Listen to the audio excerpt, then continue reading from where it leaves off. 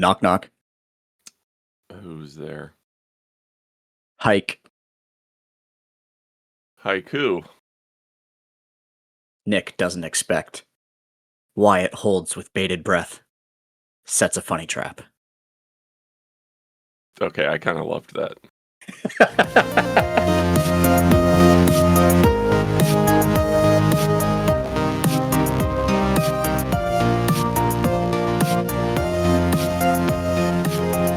We don't have it yet.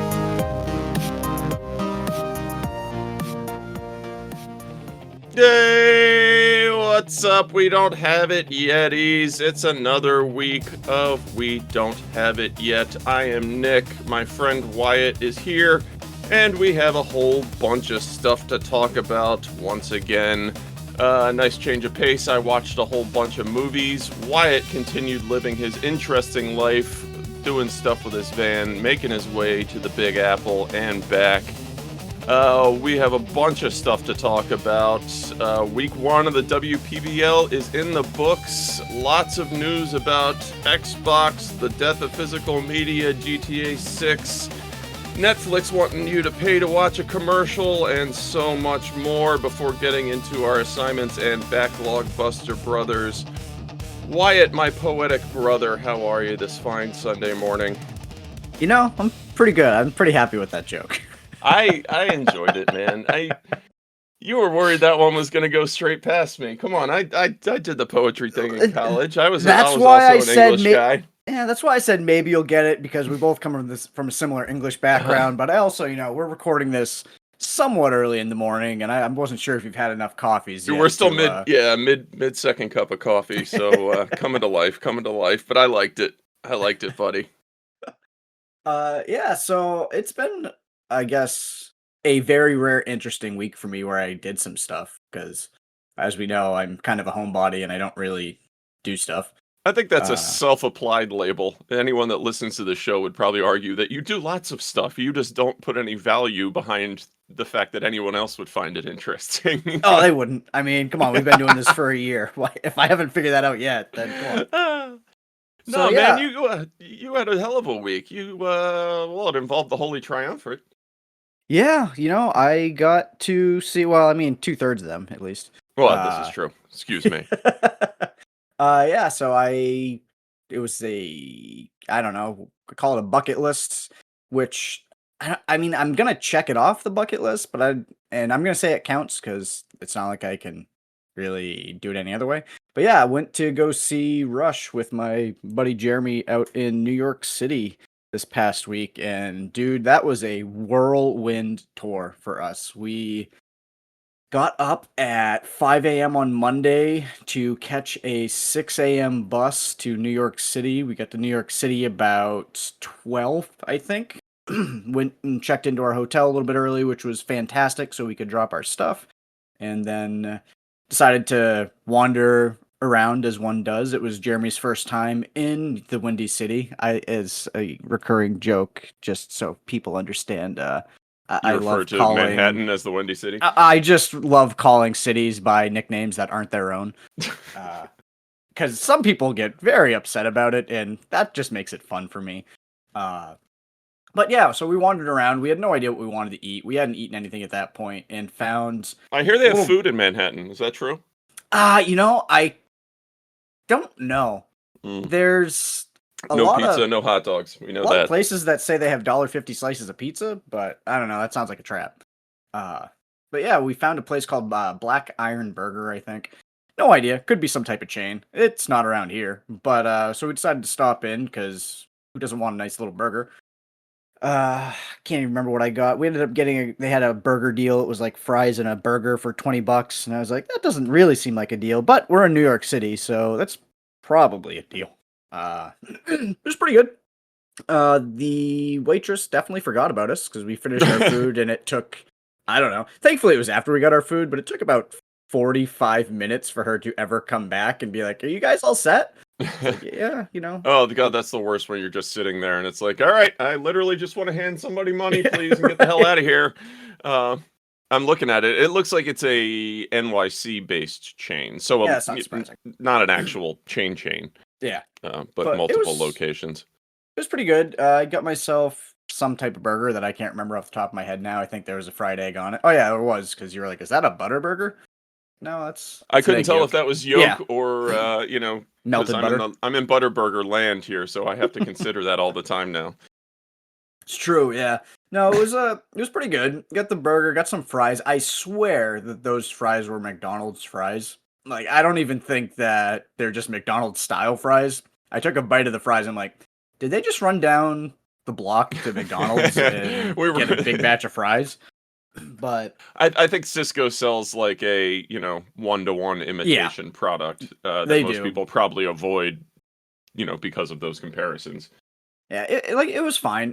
Quick $20, and then we decided to head back to the hotel. Thankfully, we were staying within walking distance of Madison Square Garden, which was absolutely clutch for the show. But on the way back, we decided to get some energy so we can make it back to the room. Found a nice little pizza joint on one of the corners. I got myself a grandma slice of pepperoni and sausage.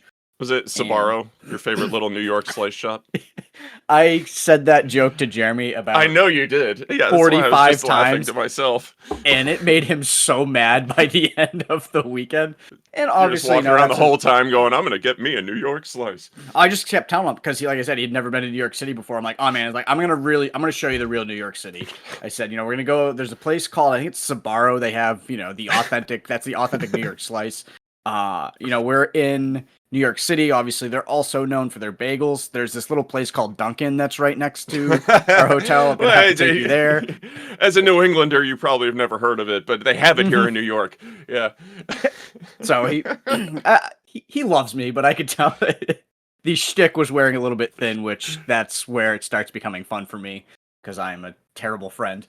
But yeah, so basically every ticket to Rush, I say every ticket, but a ton of the tickets were quote unquote VIP tickets, which obviously is just a way to make you spend more money with some random. It's the new, yeah. It sucks. It's stupid. Unless it So comes with a meet and greet, so you never know. I don't know no. how to feel about that. This was the bottom tier of VIP. It came with an exclusive VIP merch item, and we got our own VIP entrance, which was kind of nice because we literally basically just got to walk right into MSG. Oh, is that why I gave you guff saying like it looks like you're a little early because you kind of took a shot of people filtering in and it was very empty MSG thus we were far, there kind of an hour before public was allowed in. Yeah, I didn't realize you got the VIP treatment. Yeah, so the thing that was kind of sucked is, they also had like a VIP exclusive merch area, so like only the VIP could go in and shop here. And I didn't really need anything, but I was like, oh, if I can get, there was a tour exclusive, MSG exclusive shirt or whatever. I'm like, cool. You don't have to wait in line for the right to pay $60 for a t-shirt. Hey, only 50. Which yes, completely overpriced, but I was like, you know what? If I'm gonna, it's a memento. It's something I'll keep. And we go up, and Jeremy and I are like, yeah, can we get to medium of whatever this shirt is? Oh, we're out of medium. Okay, how about this shirt? We're out of Okay, we're out of like all mediums. All we have really are XLs and double XLs in every size left. And I'm like, that doesn't make any sense. And the woman goes, well, we've been open for merch sales for VIPs since 2 p.m., so we've already sold everything out. If you want to go get in the regular line over there, they probably still have most. I'm like, no, I'm good. I hate this limited merch drop shit, man. It's so dumb. It's taking over everything. I understand that you have to give people a reason to, leave the house and come out, but like, it's gotten to the point where the limited bobblehead's more important than the baseball game, and people are just waiting in line to be able to grab them and flip the item as quickly as possible. There are people that go to those games. My buddy talking about Comic-Con last week, 2 weeks ago, whatever it was, said it's just absolutely insane. It's just 90% of people are fine, and that's the 10% dregs of society that are flippers, just like, throwing elbows everywhere. It's the people that, are waiting at Target for them to restock the Pokemon cards and then just grabbing the entire box and walking away. Yeah, yeah. But, so my exclusive VIP merch, which, oh, buddy, this is great stuff here. Keychain?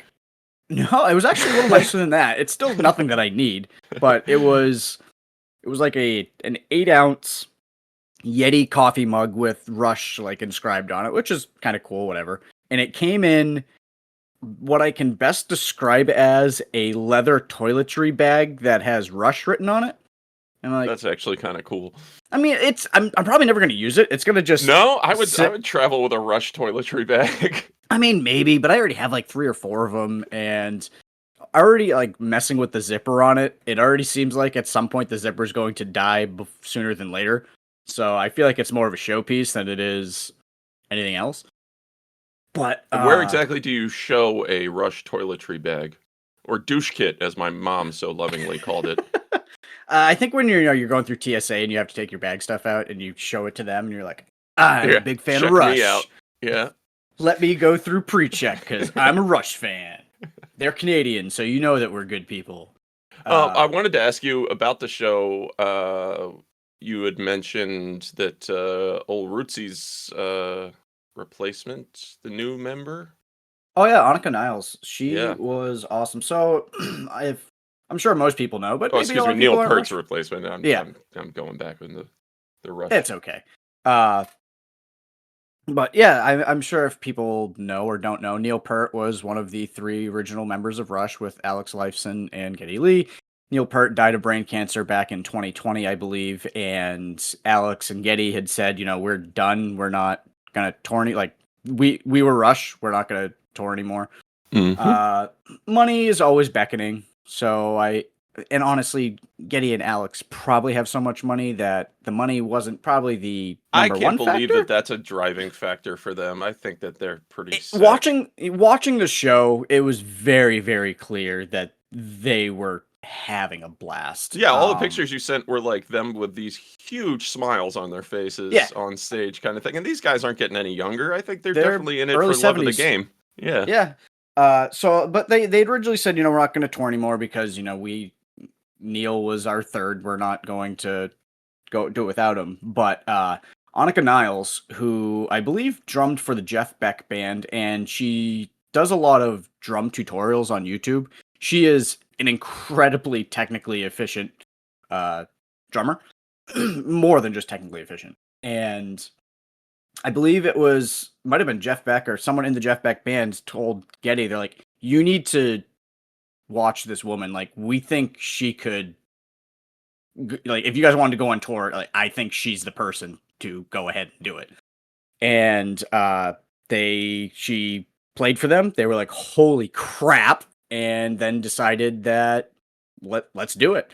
So I tell you, dude, if you would have just had your eyes closed for that concert and listened to it, she didn't go off script. Like, she knew what Neil's parts were, and if you would have closed your eyes, you could have thought that was Neil Peart playing that drum kit. Like, she was amazing. How do you feel about that? In that, does it honor the person more to play it in? Because I mean, if you're that technically proficient of a drummer, you can do that. You can slip in and out of styles, or almost like skins kind of thing, as it were. That I'm sure she could do the perfect impression kind of thing. Or would you rather see her add her own flair to it? I would imagine most people there to see a Rush concert would not rather see the latter. I mean, I would have been interested to see her take on it, but it was very clear during the show because there were a few video packages. There were some like interviews with Neil, obviously before he was gone. I'd like to think so. They brought him back from the dead. Yeah. Well, hey, you don't know, man. They also had Kenny, Kyle, Stan, and Cartman that made a cameo. So that's awesome. As Lil Rush. And no, it was very clear. And Geddy had basically said from the beginning, like, this tour, we're looking at it as tribute shows to Neil. Like, because they did one not soon after he died. And like they said, like, we're using this because they're long overdue. We should have been doing more of these before. Like, this is all in honor of Neil. Like, Neil was the biggest part of Rush. So, like, I can see, especially in that sense, that you're going to want your drummer to do the part. Agreed. Yeah. And so, no, I thought it was fantastic. And even seeing the 3 of them interact, like I said, I sent you a few pictures, and that's about all I took. But because I wanted to live in the moment. Although there was a guy in front of me, which he could have been chump of the week, but he doesn't need to be because you know what, it's fine. He Recording the spent whole show. he literally recorded the entire show. Yeah. Not only did he record the entire show, but he recorded it vertically, which That's what everybody does now, man. I know I hate it. I feel like a creature from a lost era. I still want to post that, is it video? Turn the phone sideways meme.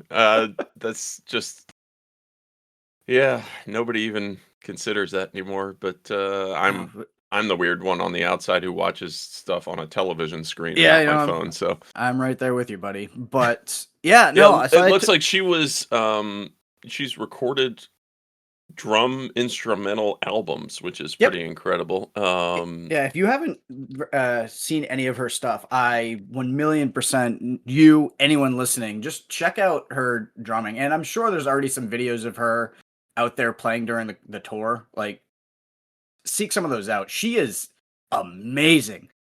Well, she was rated #1 drum clinician in the world There you go. in 2018. Yeah, so running those drum clinics, you have to have serious chops. And she's Modern Drummer has rated her. This is all well before her Rush appearance. So yeah, to say that she has the creds would be an understatement.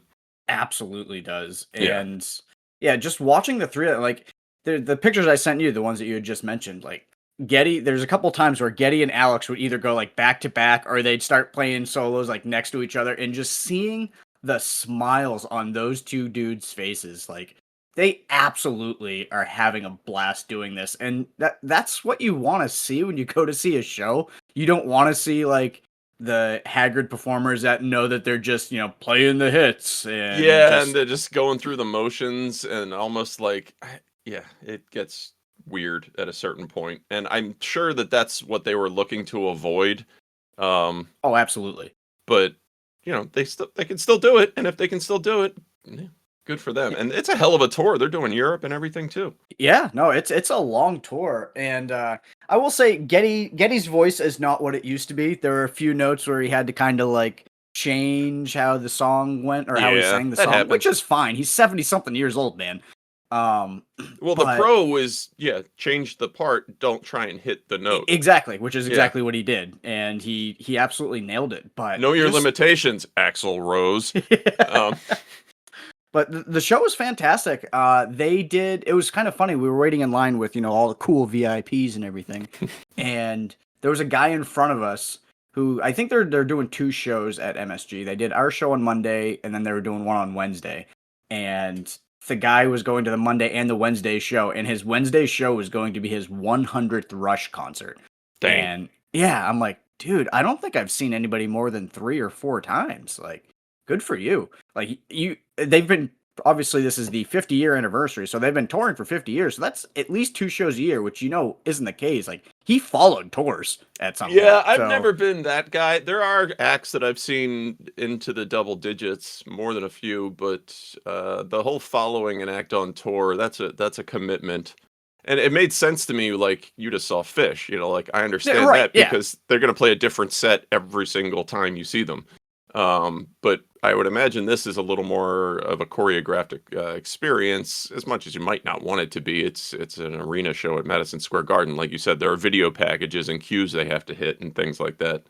Yeah, according to, because these guys are, and it was kind of funny, I can't remember who I was talking to, but someone was saying, oh, my buddy Dylan, who I went to the Fish show with, he like tracked all of the Fish concerts he's gone to and which songs he's seen, this and that. These Rush people were doing the same exact thing. And apparently there are 5 set lists for this tour. I don't know. I don't care. And I didn't look up any of it, but the guy that, is going to his 100 show is like, he's like, tonight's going to be set list D, man. He's like, that's the one that everybody wants to see. And I'm like, cool. I've been that guy, man. I can't help it. I'm not judging him or anything, but I'm just saying, like, so they do have like 4 or 5 set lists that they roll pro through. Right there. I mean, so they have 5 ready to go or whatever it is. And so we're playing 2 nights in New York, so we can mix it up kind of We thing. can do D and E or D and A or, however they want to do it. And I will say the set list was really good. The album, I believe, is 2112. I never was a big fan of it, only because I guess I never really listened to it, in order. for whatever reason. Well, I don't know. Like it's stuff that comes on. I pop Kind Rush of their on seminal by. work, is it not? It is, but one of. Yeah. But Well, seeing that's how do you say it? Yeah. yeah, they played the album in its entirety, which was kind of awesome. Actually, hearing it from and seeing the story, because obviously there's the video packages, there's stuff playing on the back, so it's almost like a rock opera that's going on. So now you get the visual going along with the music, and it's like, oh, I like it better. But it's still not my favorite, but it was really cool. Like everybody was, as soon as they went from like the first song of the album into the second song and then into the third song, like you could just feel the momentum building inside the arena. Everyone's like, oh my god, they're gonna play the entire album. Is it one of those things where they do play the entire album and that's, say, 60 minutes of the set or whatever, and then they add in a greatest hits package towards the end? How did that work? Yeah, that was so the first set they played some hits. Like I said, they interspersed some Neil interviews. They did other couple video packages. Took a 15-minute break, came back, started with the entirety of 2112, and then did some more like greatest hits stuff, and then broke again, came back for like a 15-20 minute encore. And there were like intermissions. I love it. Yeah, there was one intermission halfway through, and the intermission kind of played into the second half, which was kind of fun. But if anyone out there is going to a Rush show, I don't want to ruin it for you, so I'm not gonna get too into it. But not to prattle on for the next hour about it. It was amazing. If you get a chance to see them and you don't have to pay hundreds of dollars, which honestly that's probably not going to happen right now, but if you get a chance to go see them and you enjoy Rush, go see them. Like I said, check out Annika Niles.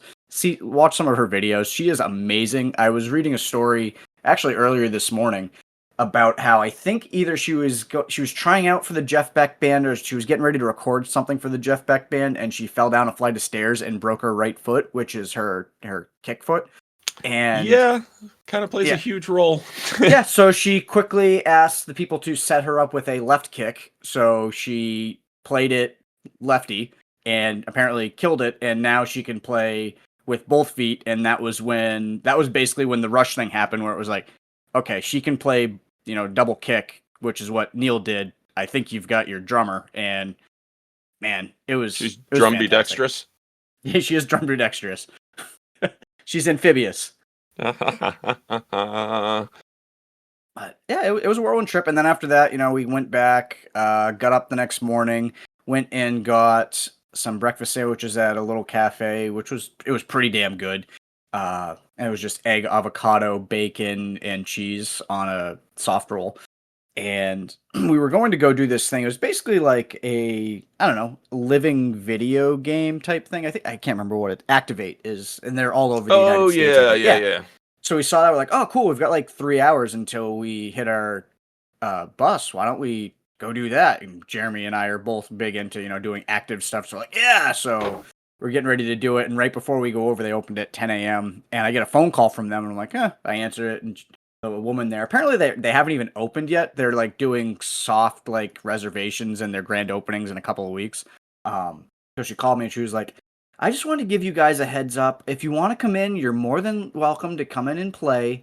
But our AC's not working, and it's hotter than death in here. So come in and do some high intensity interval training stuff. Yeah. So I was like, I don't know. And she was very nice. She's like, if you don't want to, we'll give you a refund and we'll give you 2 free passes to, come and do it for free anytime. And I was like, well, we're not from here and we're literally leaving in about 3 hours. So if you want to, sure. But, we're probably not going to use them. But anyway, very, very nice. Gave us the money back. We walked over anyways, just to check it out. And we went upstairs just to see like, what does ungodly hut mean? And as soon as we reached like the first landing, cause it was on a second floor, we were like, oh God, yep. No, we're good. And she was still like, you guys just want to, like, you can try a couple games for free if you want to. And both Jeremy and I are like, it's already hot out and we still have like 3 hours until we have to catch a bus.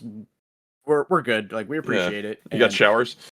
Yeah. So we'd already checked out from the hotel and everything. So we were just wandering around the city at that point. Got on the bus around 12:30, got home around, I think 7:30, 8 o'clock. And 26 hours spent in New York City, which was probably the perfect amount of time to fit a few things in. Maybe one more day to do a little more sightseeing, but it was a good time. I I've only been to You New York packed it City a in. couple times. Yeah, the last time I went, my buddy and I went and saw uh, Run the Jewels and Rage Against the Machine, which was pretty fantastic. So I've made the most of my 2 trips to New York. Yeah, 2 trips. I've been twice. 2 trips to New York City: Rage Against the Machine, Run the Jewels, and Rush.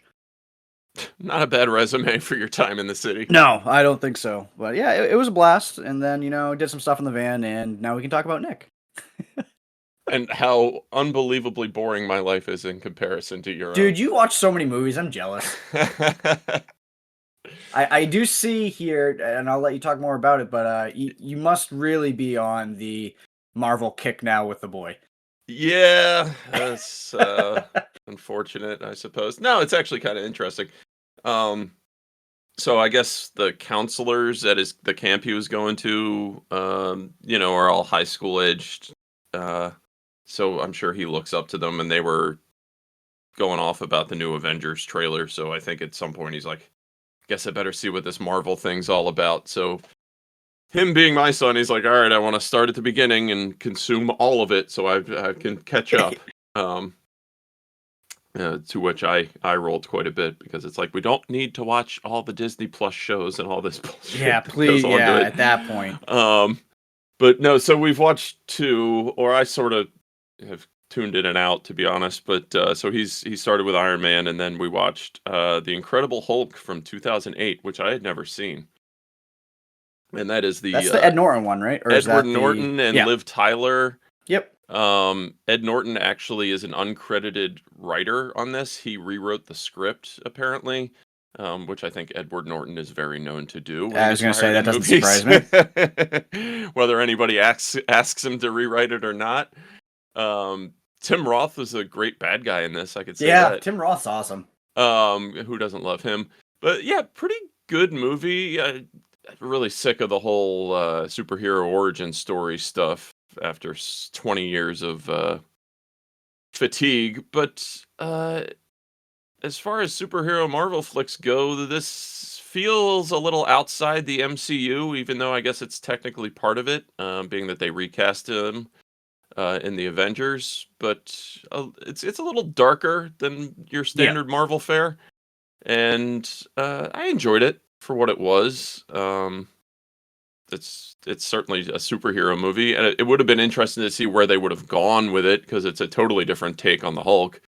Even the character design is completely different. They haven't gone Mhm. back to it at all.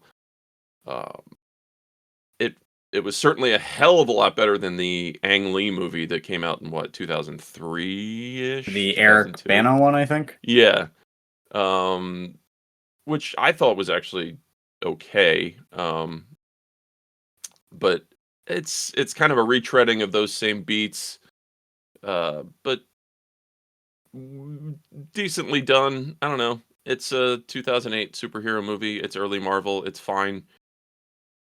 Well, it'll be interesting to see how or if it gets referenced at all in the other movies because I had never seen this and I didn't pay attention to a lot of MCU stuff outside the major releases. So now I guess I have a little more to go on, but yeah, it's fine. You did watch the after credit scene, right? I didn't. No. Was there one? I Okay. got up and did something. I It, think that there's a is it Robert Downey Jr. makes a cameo after credit scene or something? I thought it was Nick Cage, not Nick Cage. Oh my god, everyone's gonna kill me now. Samuel L. Jackson's character, uh, who starts the Avengers Initiative. I believe that's the first one where he comes up and he's like, "I've got a thing for you," because that's what the first like Marvel movies were. It was like him showing up at the end of every. Oh, he shows up af- at the end of every single Yeah, one because I pretty know he much to does be that a. in Iron Man. Yeah. Yeah, it's basically that, and that's how you put all those together. And it's like, oh my god, I think there's an Avengers movie coming because you got to remember, like this, like as much as we have the fatigue now of 20 years plus of seeing this, Mm-hmm. like a universe was never built like this before. Like they took their time putting these movies together. So when like the Avengers became a thing, it was Well, they had a huge. roadmap and they had a Yeah, plan that actually came together, thus making it a very satisfying thing for the audience versus like you know Snyderverse where it or was like, the oh Star yeah, Wars sequels or something where yeah, it's like, get it out, make the money, we'll figure it out later. That and doesn't work, obviously. I don't think it's something like this is never going to happen again because I don't think companies are going to have the patience or, to do that. Like, I think that the whole Or the Marvel vision of thing, the future. Yeah, right? everything's about this quarter. Well, I mean, they handed it over to Kevin Feige, and you can say what you want about like where it is now, but the dude set it up pretty damn well. Is it Feige? I always I read it as believe he's, Feige, I think. I don't know. dude. I don't know. That's my take I'm on just it. So, that's just my brain and how it you know reads what? things. Let us know in the comments. Yes, I'm sure there'll be a million people to say, hey. Yeah, anyway, that's fine. But on to interesting movies that I watched since Here our we go. last recording. I watched a new Guy Ritchie movie starring Henry Cavill, Jake Gyllenhaal, and Eliza Gonzalez, called In the Gray. And man, did I enjoy this movie.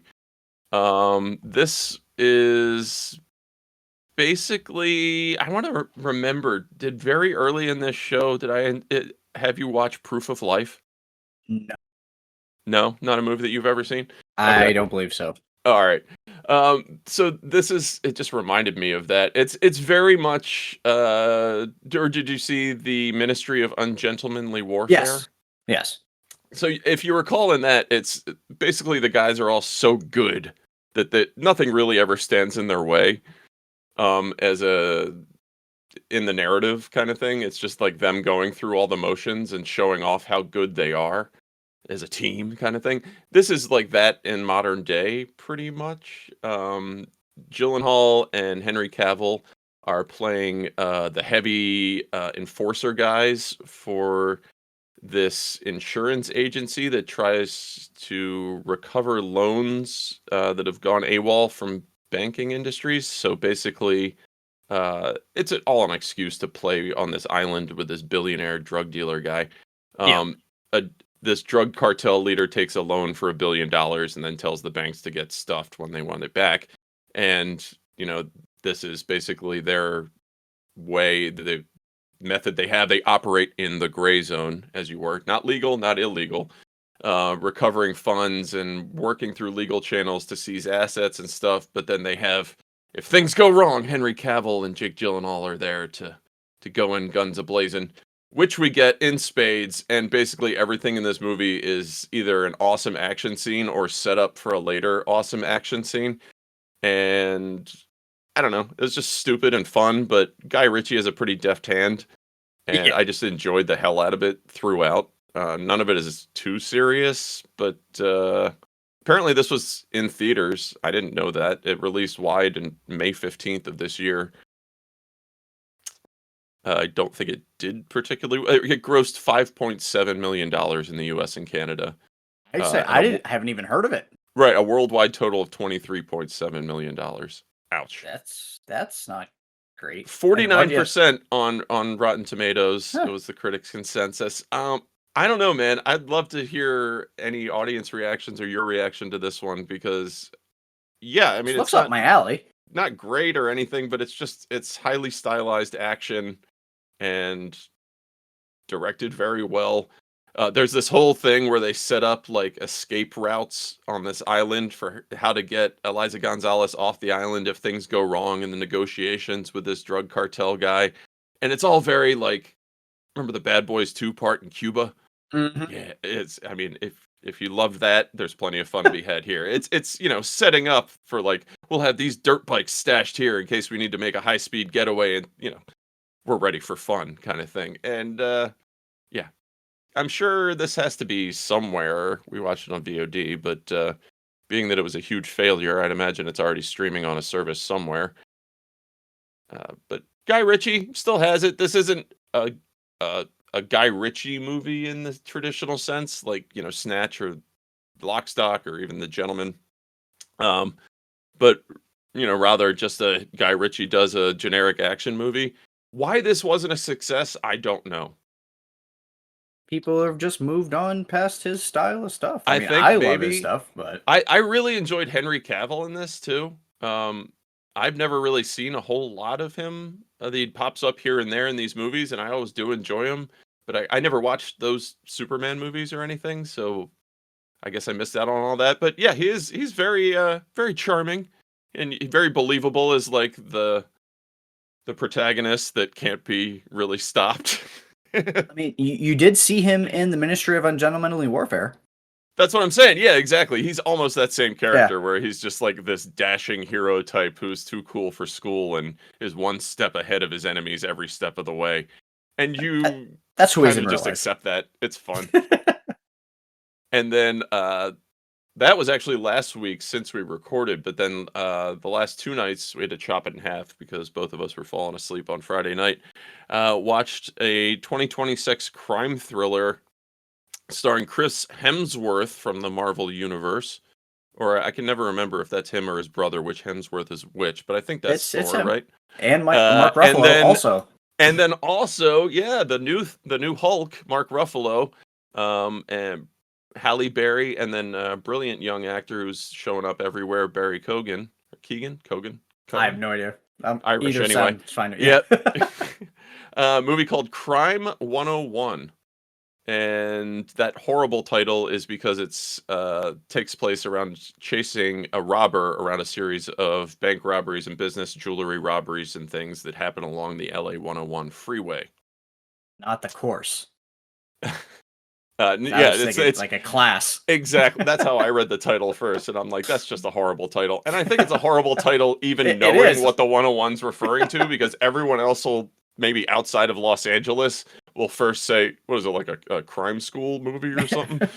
Um, but basically, this is kind of like a modern Heat, not done nearly as well as that movie, but very similar. Got a kind of conflicted protagonist in Chris Hemsworth, and it's telling his story as a thief. Halle Berry's story as this a theme today, apparently, an insurance adjuster for high-end clients, billionaires in their art galleries, uh, jewelry stores, all that good stuff. And Mark Ruffalo is kind of the grizzled, rundown LA detective guy uh, going through a divorce. His life is kind of falling apart at the seams as he's trying to figure out this string of robberies along the 101. And then we have Barry Cogan as kind of the wild card, young robber guy who's constantly trying to rob the robber, or kind of Omar it, if you will, robs drug dealers, kind of thing. He goes around on a dirt bike around LA, causing general havoc. And is Nick Nolte still alive, Wyatt? I believe he is. Because he is in this, and if this wasn't his last role, I'm sad to say it should be. Um, Yeah, so he's still alive. Nick Nolte plays the fixer for like the robberies in this. The guy that turns them on to the jobs and handles the selling the diamonds and things like that. Hmm. And he's so old, and visibly his entire body is shaking in every scene, and his voice is like so timbered that you can barely understand what he's saying. Um, just I talk like this. You won't screw me out of this job. And it's like, yeah, very threatening, Nick Nolte. He could just knock you off that stool and you die. Uh, I don't know where to land with this one, man. It's kind of fun, stylized, reasonably well written. Everybody in it is doing a decent job. There's not really any reason to root for Chris Hemsworth. You're not given anything about his character. He's kind of this mysterious person. You find out that he's an orphan and things like that in his backstory, but you're never really given anything to grab a hold to, which the movie acknowledges, oddly, that he's not much of a character. There are worse ways to spend a Friday night. It's a solid, like, 6.5 movie. It was actually kind of nice to see Halle Berry get to stretch her acting chops a bit again. Haven't seen her pop on and up as much in recent years, and she kind of acknowledges that fact. And there's a kind of a nod to Hollywood pushing out older women in it. In her 50s now. Hmm.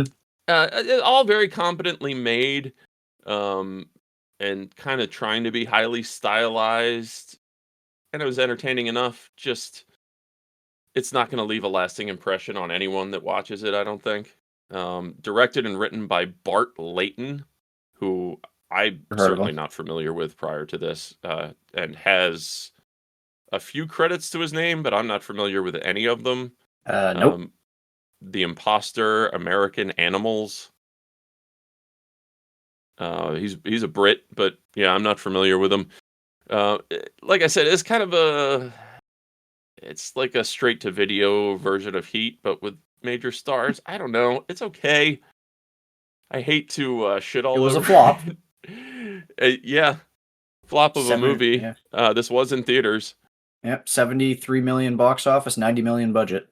It's funny, man. Everybody complains about they don't make double A movies or mid tier releases No anymore. one goes to Well, you're see not him. going to see them, so yeah. Because again, this had star power. It had a draw.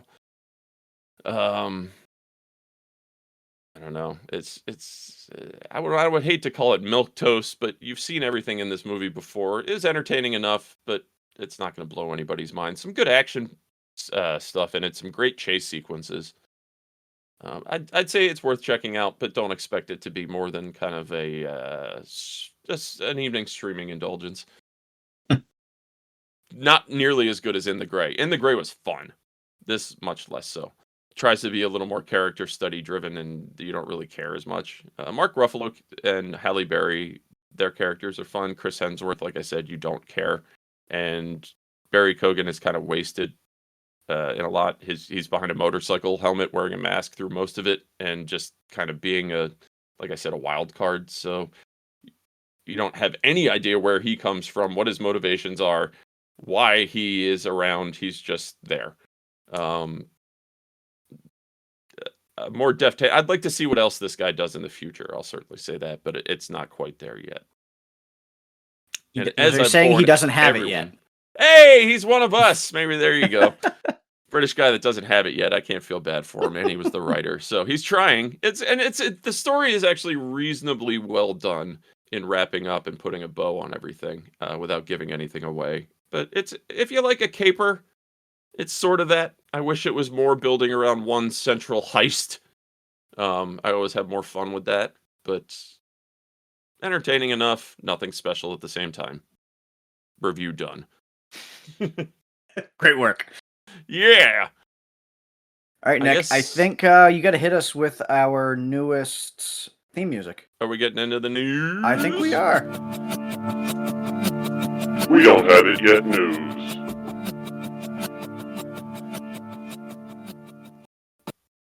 We've got some big news, Nick. What's news? My favorite topic. Hot dogs? Close. Baseball. Oh.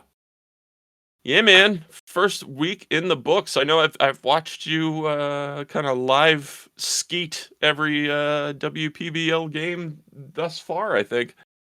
Yeah, I took some time off this weekend, with van stuff. But yeah, the first few games I decided to, do live reactions to it. And some people seemed to enjoy it, which was nice.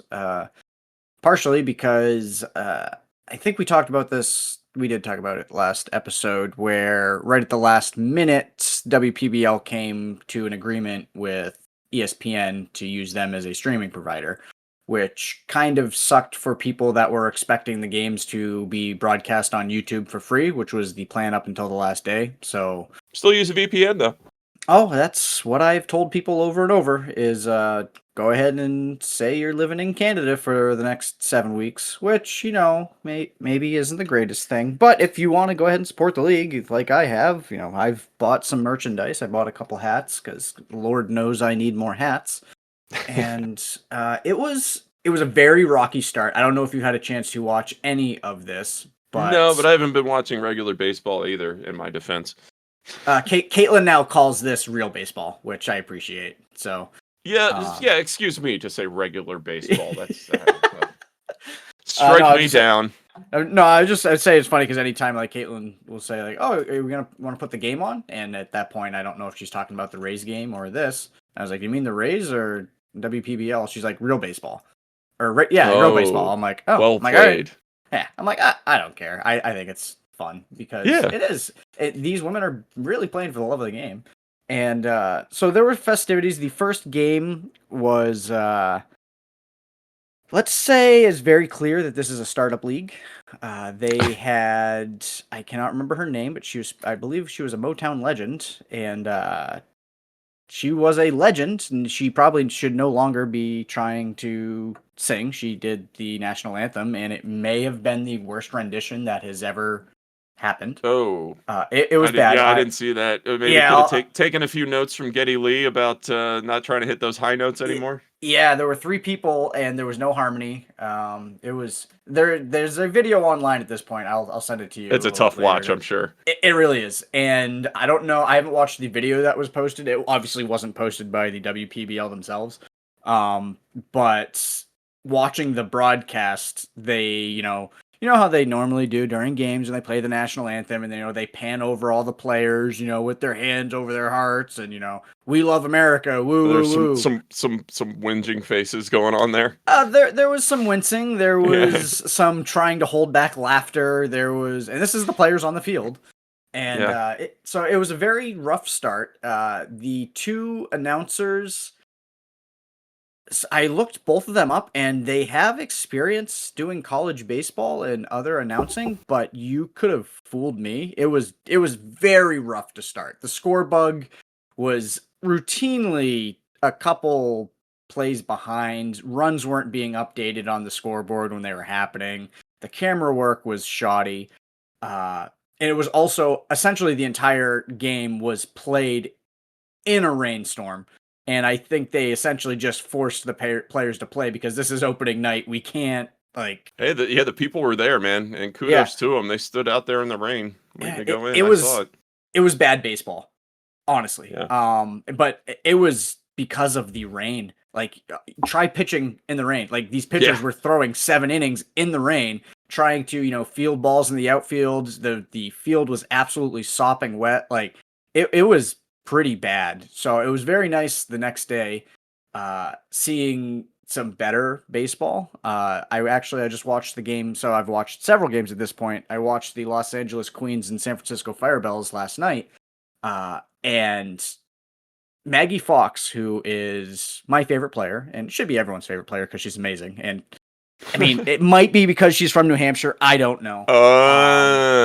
But she is actually one of probably the top 5 players in the league right now. Her dad, I guess, came in. He is a New Hampshire state representative, and he's done local sports radio, and he came in because one of the regular announcers, I believe, was gone on vacation, so he came in to call a game. And gone on vacation after 3 games or whatever. Well, I think I didn't verify it, but I think from what I read, the Women's Tour de France is going on now, and I think she was going either to cover that or she was going to watch it. So it was something that was already planned before. And Lauren Fox, who's Maggie Fox's dad, he was awesome. And here, I don't know, it was a lot of fun, and I hope that maybe he can come in the rotation. The Jenna Becerra, I believe, is the person that he was working with, or rather, he was working with her, and having him to play off of her, she was also amazing last night too.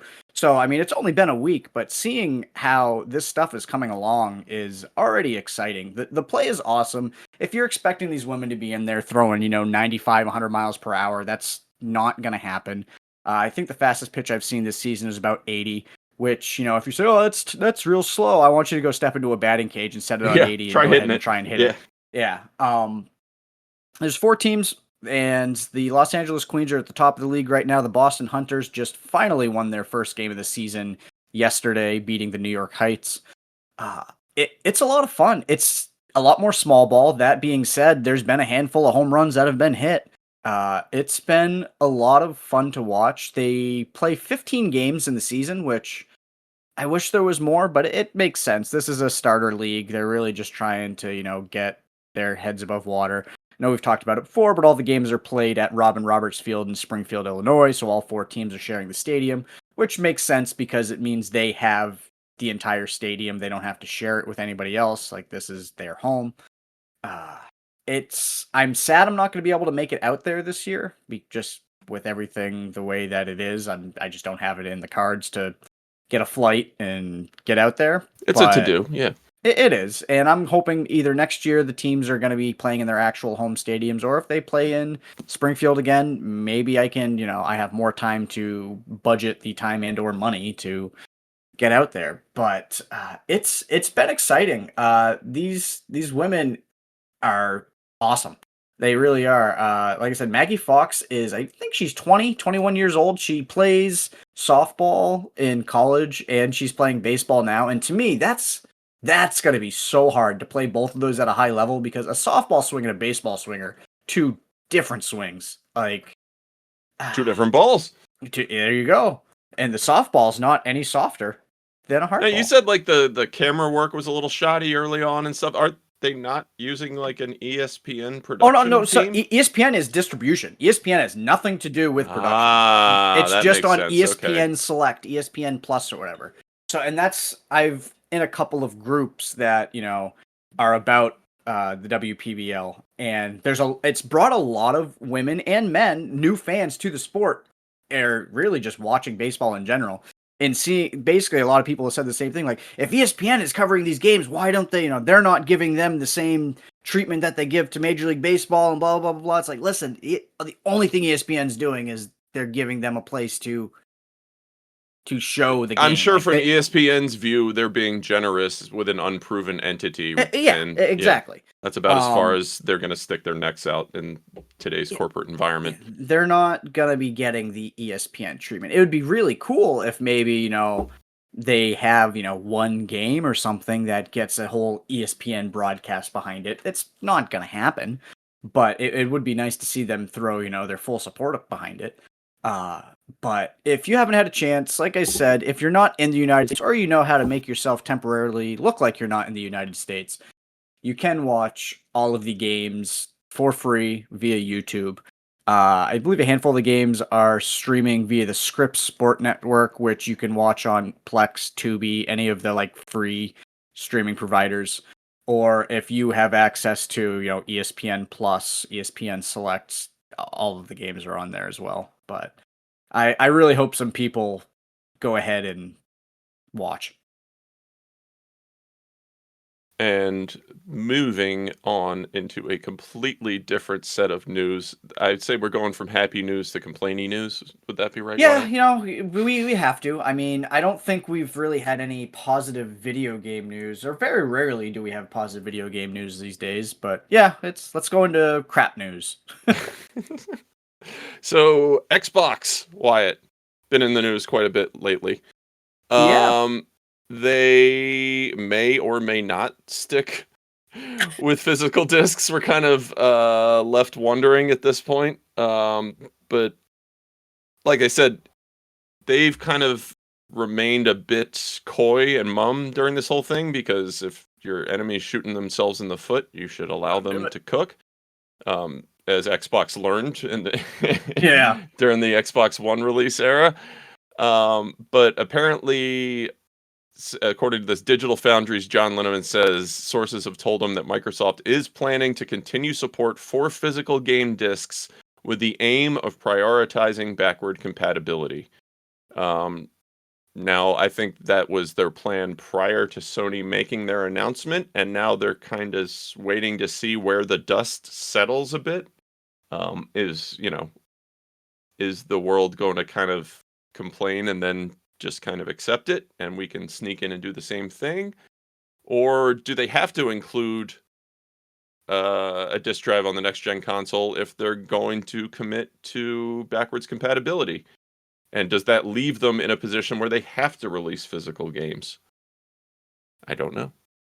I don't either. I will just point out that there was an update to this article that John Linneman from Digital Foundry said that he is just speculating about what Microsoft might do. He doesn't actually have any inside information.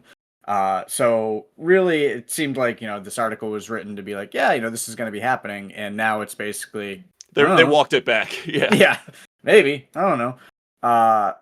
I think if Microsoft's smart, which is debatable these days, they need to try and find these orphaned video game fans that maybe they are dead set against going digital, and be like, we've got a home for you here. I don't know what's going to happen. I do think that There's a eventually market to be serviced there. there We is. know. I do think we at some point we will head towards a all digital future. I think it is inevitable. Do I want that to happen? Absolutely not. But we were going to talk about it here a little bit later. Actually, I don't think we are. But so Sony, obviously, you only get a cut of physical sales. You get no cut of any any resales. Mm-hmm. If you make everything digital, guess what? You get to keep 100% of all of your first party money.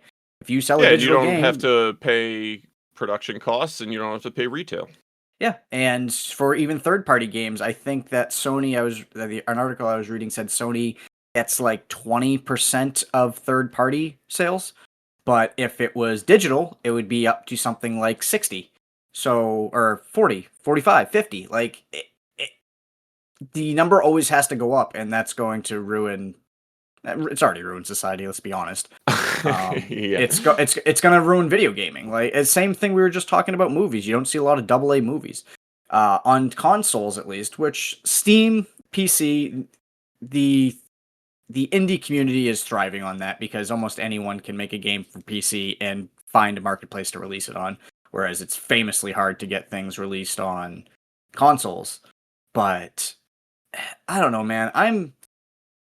I'm hoping that Xbox decides to go ahead and keep doing physical media. I mean, I know that is mostly for selfish reasons because I don't know. It makes more sense to have digital. Like I was a user of Game Pass. You're like I've used these things. I use them more as because we don't get demos anymore. I use Game Pass more as this is my demo of a game. If I enjoy it, I'm going to go get the game.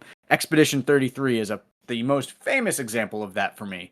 I played 80 some odd hours of that game on Xbox Game Pass. Sea of Stars, I played through that entirety of the game, and then pretty much immediately after I beat those games, I went out and bought physical copies of them because I needed to have copies of those games because I love them that much. Like On the flip side of that, there's plenty of games that I'm like, glad I got to experience that. right. And I'm glad it was this way because I wouldn't have, enjoyed that if I bought it as much, if that makes any sense. It's the new rental.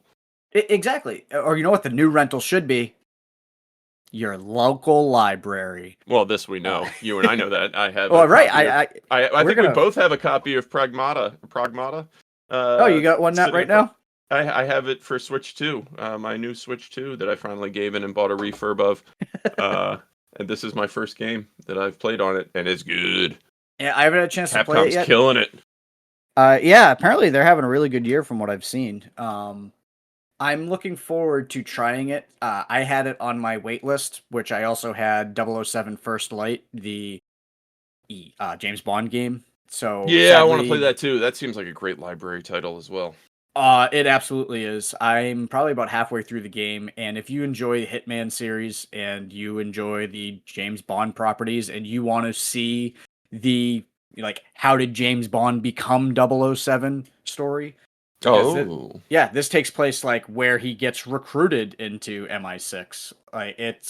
It starts from his beginning in the British special forces and goes into this is how James Bond becomes 007. And like I said, I'm about halfway through the game, and if you enjoy the Hitman style game, it's a blast. Do you get gizmos to play with? That's all I care about. Oh yeah, you meet Q, and Q has all these fun little watch gadgets that you can use and different other gadgets you have.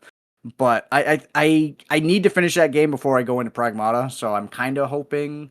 I think I have this game 007 First Light I have for another couple weeks, so I'm hoping I can bang that out, and then Pragmata I think is like a 10 to 12 hour main story game, so yeah, it doesn't strike me it'll be that long. I'm probably got 6 hours into it. It's really cool. The concept is essentially you're like a space marine type who's stranded and comes across this little girl who's actually an android. And so it's a third-person action shooter RPG, but also you have this whole hacking mechanic. So while you're firing your gun, you can at the same time be initiating kind of these puzzle hacks with the little android girl. It's very, very cool and clever keeps you on your toes type of gameplay that keeps things interesting and active. Definitely check it out if you have a library near you that rents out games. Yeah, I posted on Blue Sky the other day, which I do every once in a while, and it's funny because like different people will pop up when I post it, which just goes to the fact of who's looking at Blue Sky at the time. But people will be like, I didn't know I could get video games at my library, and half the people find that they can and they're excited, and then the other half are like, my library Doesn't have them. Well, Yeah. well, you know what? That's a That means bummer. you need to get on your library board. You need to Contact get your on local there. council. Yeah. Yep. This is local politics. If this is an issue that is important to you, you get in there, and that libraries are going to do things that people want. If you go to your local library, if they don't have video games, like it's not going to be something that happens immediately. But if you get enough people that go and say, I'd really like you guys to start carrying video games, libraries want to carry the stuff that people want. Yep. That's why your library is there. They want to help. They want to help you, which is why they're friggin' awesome. But yeah, if you have a local library that doesn't do video game stuff, don't be afraid to go talk to one of the librarians and be like, is there any chance, this could be a thing? Like, I was hoping that you guys could carry some video games. And it may be a long process. You may even have to go to a meeting, which, oh, God forbid, participating in local government. But you can be the change you want to see, especially decisions get made in hyper-locally. those meetings. As someone who volunteers on several library boards, if you want, civic engagement starts at the library. Believe me. Yeah, so get out there. Don't be, woe is me that your library doesn't have video games. Go out there and let them know that you want video games to be carried at the library. Yeah. That is our blockbuster. Well, the only one left. It's the only one where you're going to get that experience. And if you're a young person who pines for those days that you never got to have, renting the videos, just go to the library. It's awesome. It's that. Yeah, I was talking to someone actually on Blue Sky a few weeks ago because I was saying essentially the same thing, that like, the library is the blockbuster now. Like, and the person's like, oh, I disagree with that. Like, I don't know. She's like, well, we have everything at our fingertips now. It's not the same experience going to a library, discovering a movie or a video game you haven't seen, because we can do anything right at our fingertips. And I was like, I kind of disagree with that. Like, I find stuff all the time. Yeah. All the time. If you're only into, AAA video games or blockbuster movies, then sure, you're not going to find anything surprising at a library. But the amount of movies I've seen, even just my library carries, that I haven't heard of from, the 80s, 90s, 2000s. I mean, you watched 2 movies in the past 2 weeks that I've never even heard of. There's still stuff out there that you're going to these titles with. all the time that I grab from library, friends of the library Blu-ray sales, or book sales too. But so many movies I've discovered that way that just pass you by. And I hate the fact that a lot of people will think like, well, if it passed by, it's not worth anything. That's not true at all. There's so much to discover. If you're willing to just give stuff a chance, that's the best way to find things that may be for you that didn't find an audience in initial release. Or just passed you by, for that matter. At my old age and my amount of free time, lots of stuff passed me by now. So nice well, we know this is true for me. Yeah, you have to inform me. But talking about libraries are where this should premiere. But that is what I want to talk about.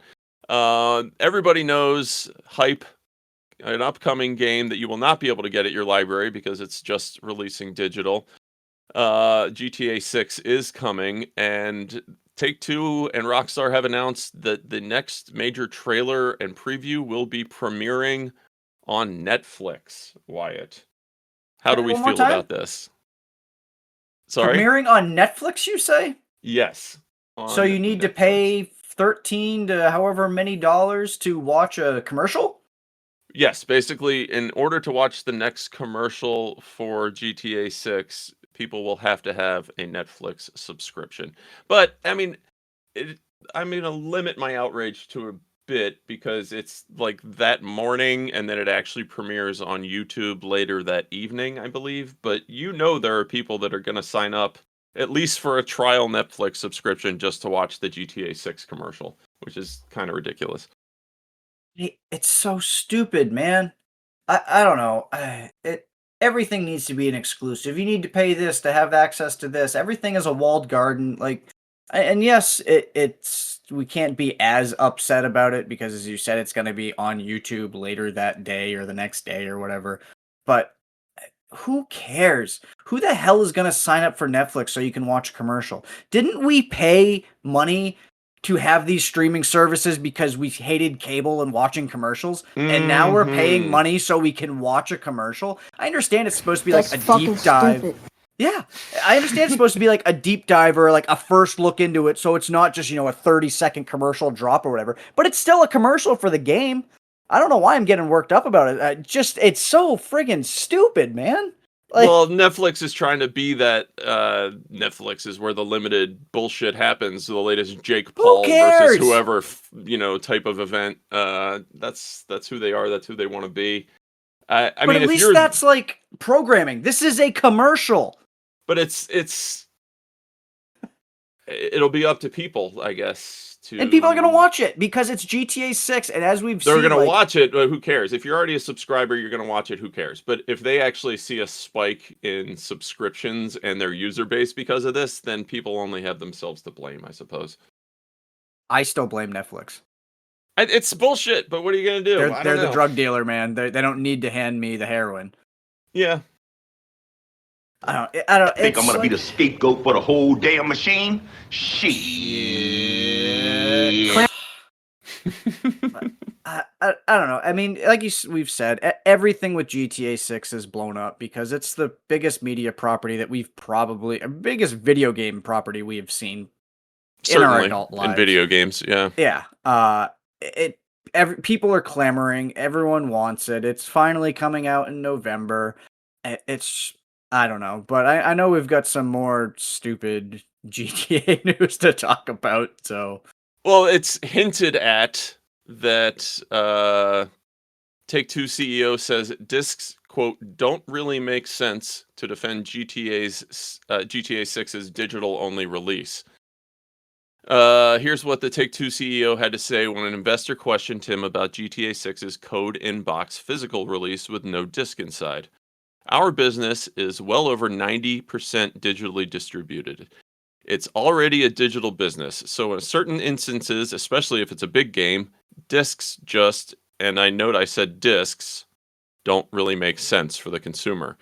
So are people taking that to mean that there will be a Nintendo Switch 2 version? I don't know. I don't think there's any way that you're going to get a Nintendo Switch 2 version if this plays at the fidelity and everything that it's supposed to. Like, it would be hard. Oh, so you're saying Switch 2 just doesn't have the chops to run this already? I don't think it will. I mean, maybe if they do like a cloud version. Cyberpunk, for God's sakes. This is beyond Cyberpunk? This is definitely going to be beyond Cyberpunk. Yeah, I don't know. Never say never. It doesn't mean that we won't have physical editions now and then. I'm sure we will, in the same way that there's still vinyl in the recorded music business. But in other instances, it just won't make sense. So I'll stick with my original hypothesis that we'll see like a 1-year anniversary Ultimate Edition in physical after, the holiday season and the initial sweep is all done.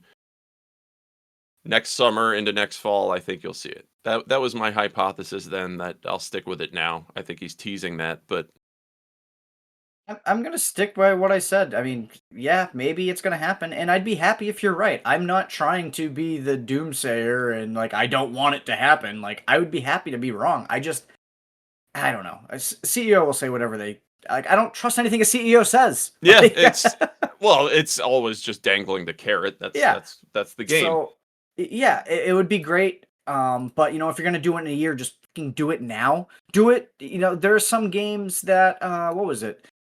The Teenage Mutant Ninja Turtles collection that came out a few years ago. Mm-hmm.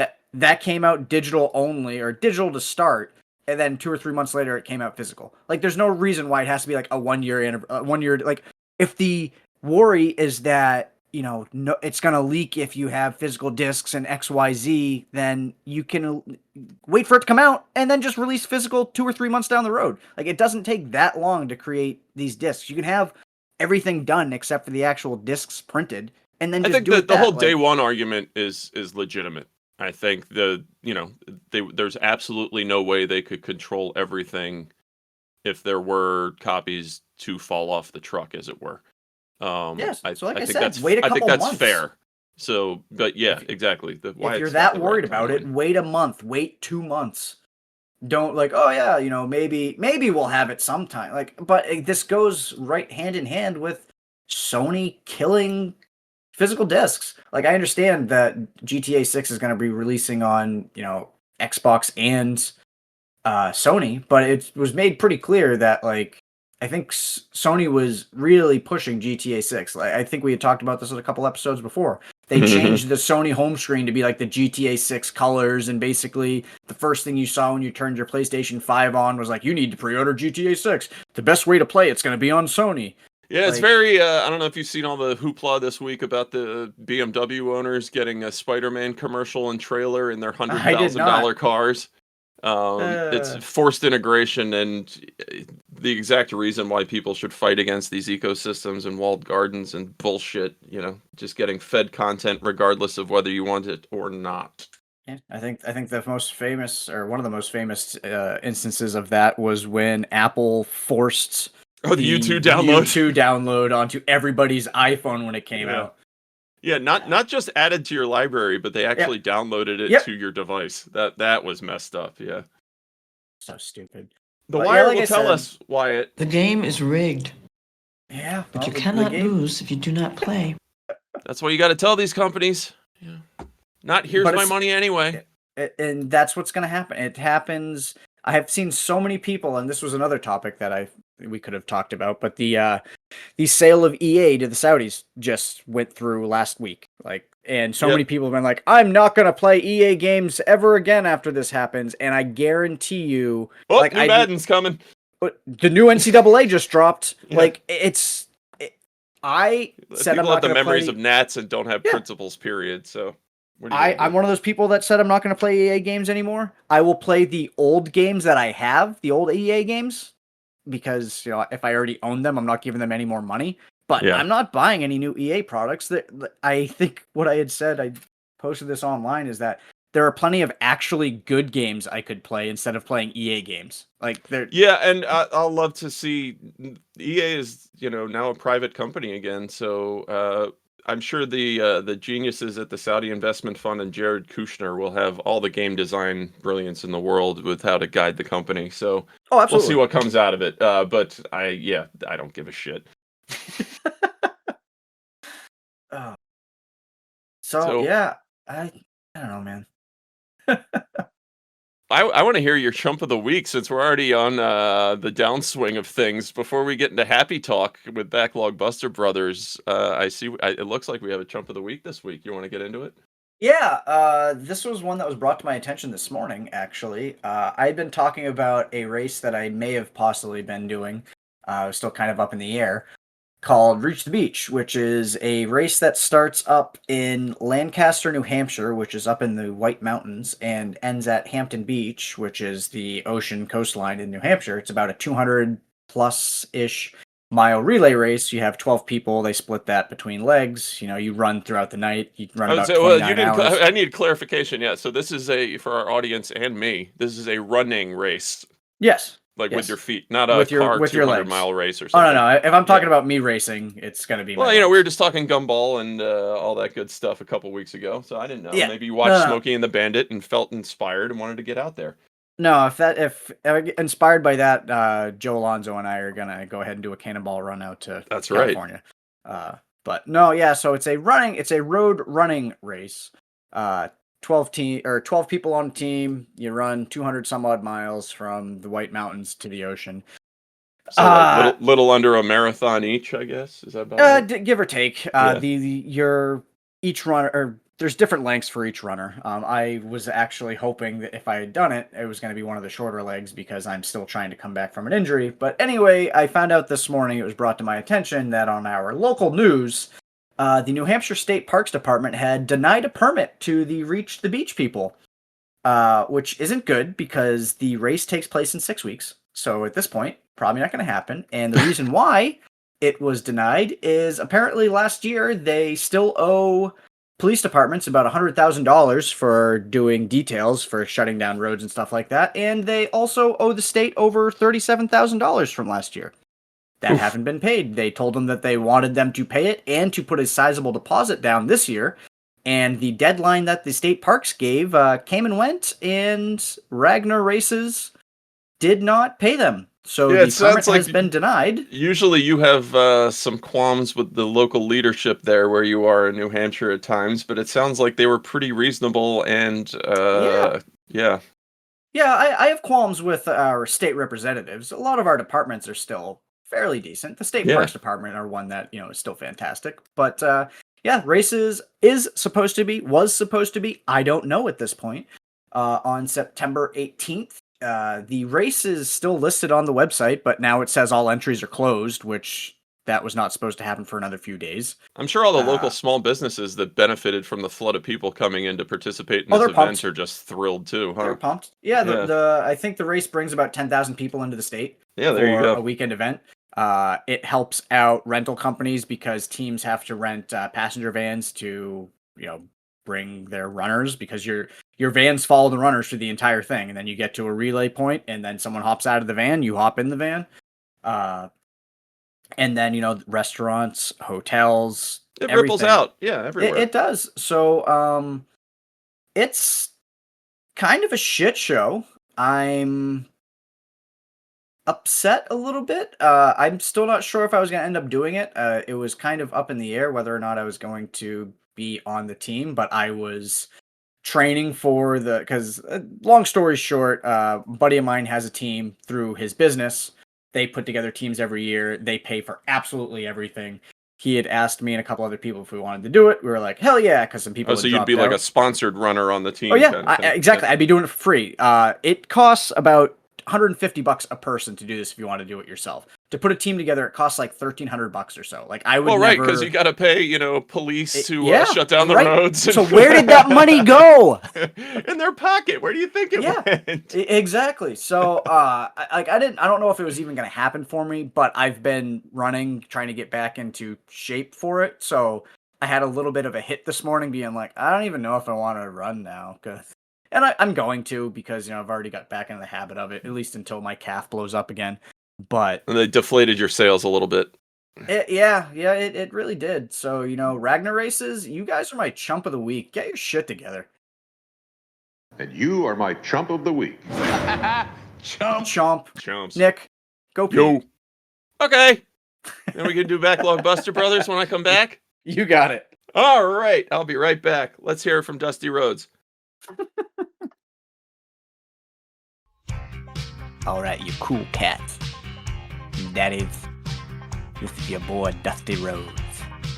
Just letting you know, you should listen to We Don't Have It Yet on the Podbean app. Or join their Patreon over at patreon.com/We Don't Have It Yet. Hell yeah, baby. I may be the son of a plumber, but I'm a fan of Nick and Wyatt.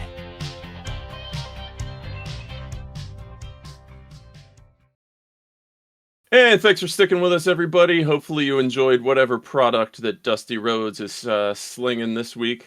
Dusty Rhodes is always singing something good, baby. That stand back powder like my mommy and daddy used to take. But I guess, Wyatt, it means that it's now time for Backlog Buster Brothers.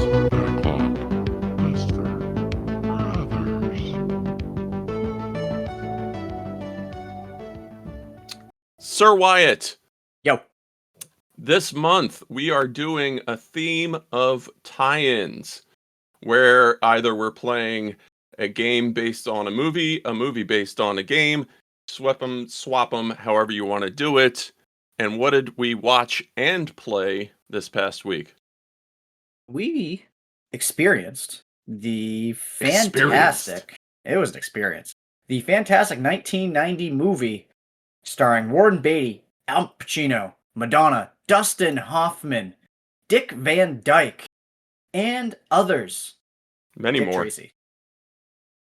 So Dick you want to start? Tracy. We'll start with the movie, I suppose. Had you ever seen this? I've never seen Dick Tracy. Oh, Mandy Patinkin too. Forgot about him. Yeah, he was in there And too. Catherine O'Hara and Kathy Bates. Jeez, man. just banger after banger of people.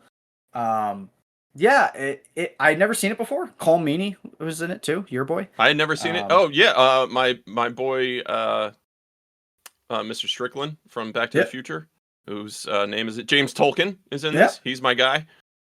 So many good people. I had never seen this. I remember the media blitz tie-in to everything, trying to make it the next big thing when it came out, and never saw it. I was too For young. whatever reason. So. Yeah, I think I was too young at the time, and I understand where this really probably landed in a weird place, because this is a Disney movie, Wyatt. Yeah, I know. And that's a big part of the whole issue with Warren Beatty and this movie. Okay, so way more of a grown-up movie than I was expecting. Not particularly Disneyfied at Not at all.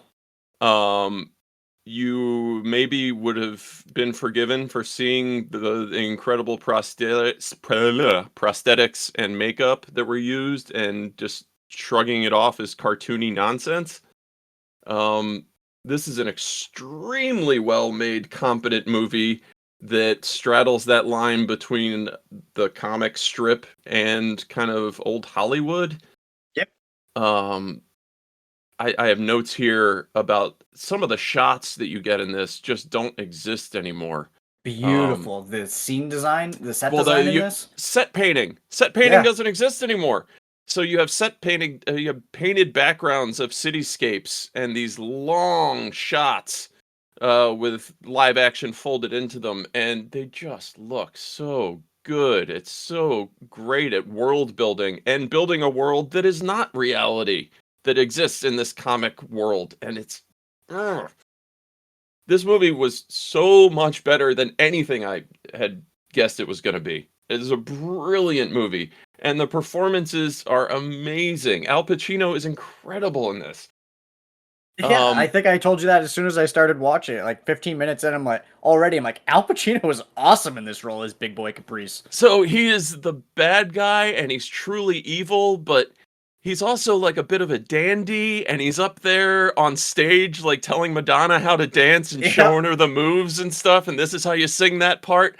And it's so good. These are real characters, and William Forsythe is Flat Top. God, he was menacing and great, and everybody's killing it in this. Everybody gets a chance to just play.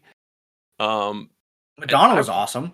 Madonna was fantastic. She was really good in this. Everything is built around kind of this one number that she performs kind of at the grand climax, finally gets to perform it. And then it was the credit music too, I Want More. Yep. So, yeah, but going back to this is a Disney release that was a lot more adult than I was expecting. Yeah, this was rated PG. PG was different back in the day. PG was definitely different in 1991 because you get full Madonna boobums very early in the movie. Yeah, that was kind of surprising. I wasn't expecting that watching. It was not unpleasant, but it was unexpected. Not something I expected. Yeah, so she turns around in negligee that's just kind of draped over, and you get the full vision of the Madonna twins. And then, Dick Tracy says, "Shouldn't you be in mourning?" And she's like, "Well, I am wearing black underwear, Tracy." And it's like, damn, this is a Disney movie made in 1990, dude. It was an absolute.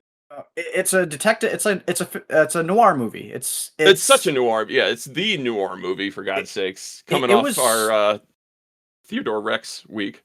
Yeah. This is basically another buddy cop comedy. It is. Dick Tracy and the kid.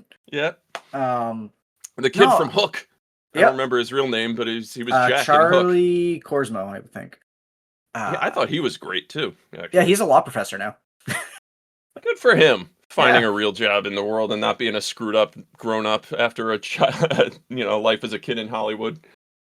Yeah, I basically echo what you've already said. The set design, the painted scenes it was such a good it fits perfectly in this world. Obviously this movie was made in 1990. It takes place in probably what would you say, the 1940s most likely. 30s, 30s, 40s, yeah. All of these characters, Dustin Hoffman playing Mumbles, he was He was great. You can tell how Everyone, much fun he's having throughout the Yeah. whole thing too, because his name is Mumbles, so he just So he kind of mumbles, talks like yeah. that, so you can't understand what he's saying. Yeah, and then there's a not to of course this is a 36-year-old movie. I really shouldn't be We too can worried about spoiler spoilers. away, Wyatt. Yeah, Um, tune out if you don't want spoilers for a 36-year-old movie. And even if we spoil it and you haven't seen it, you should still watch it. It's a lot of fun. But yeah, the climax is, Dustin Hoffman's character is like, oh, you're never gonna figure out, who did it, blah blah blah blah. And Dick Tracy has this thing that he secretly recorded him on, and it's just playing the Mumbles, and Mumbles is laughing and ha ha ha, and Dick Tracy goes and grabs the tape to slow it down, and now all of a sudden everything Mumbles says makes sense. Yeah. Uh, But he's actually saying Big Boy did it all, Yeah. or whatever it happened Yeah. to be. Yeah. But yeah, it just everything about this movie, it was so fun. I don't know why I'd never watched it before. We'll talk about the video game a little bit more. I had the Dick Tracy video game as a kid.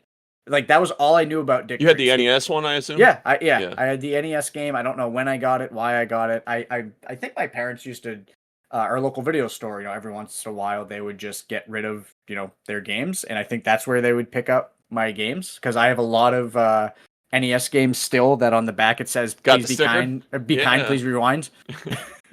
Which I think is hilarious on a Nintendo game. But God, I'm just looking at some of the other like small parts of people that yeah, were in there's this. so many people. Yeah, James Caan James shows Caan. up for a minute. Yeah. You mentioned Dick Van Dyke. He's really not in it very much, but he No, does but show up a he's- couple times. Bing Russell's in it. There we go. James Tolkien as Numbers. Good God. It's I just mean- in the prosthetics, like you said, like the practical effects, the makeup is Fantastic. awesome. And it all fits the world building so well. You believe it. It feels right. It's No one questions it. It's like this No. is like all these gangsters that look all goofy and everything. Like no one questions it because it's like these are these people. And the thing is, like, they're caricatures, right? just Exactly. in the comic strip sense, put to screen, and they all embody these horrible features, basically, that are showing their true personalities or what have you. But I love the one guy at the very beginning that was called Small Face or whatever. With the small face. It just looked like a gigantic potato, basically. I don't even know where else to go. Violent super movie. super violent movie. Yeah, again, Tommy Disney guns movie. are going, and this is not your typical Disney hero that doesn't kill. Like he wastes a lot of people in this movie. Yeah.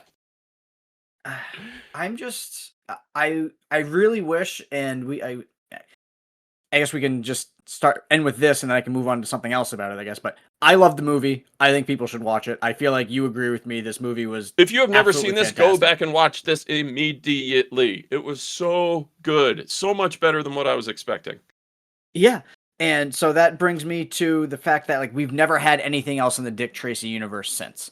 And Warren Beatty owns the rights to Dick Tracy. He owns rights to the character of Dick Tracy, and he really wanted to do a sequel. Disney said, "No, we don't want you to do it."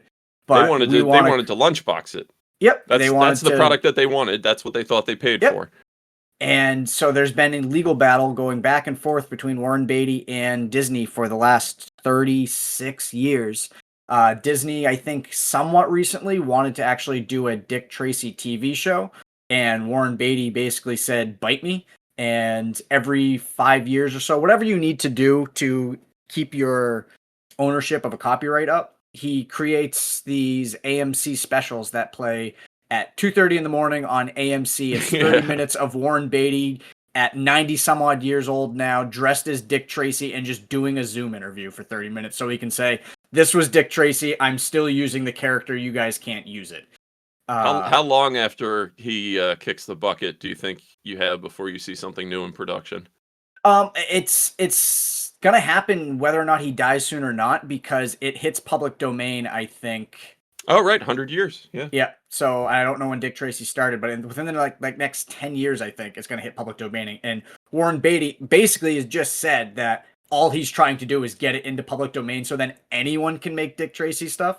And you need to look up. There's plenty of Dick Tracy articles. debuted in the Detroit Mirror in 1931.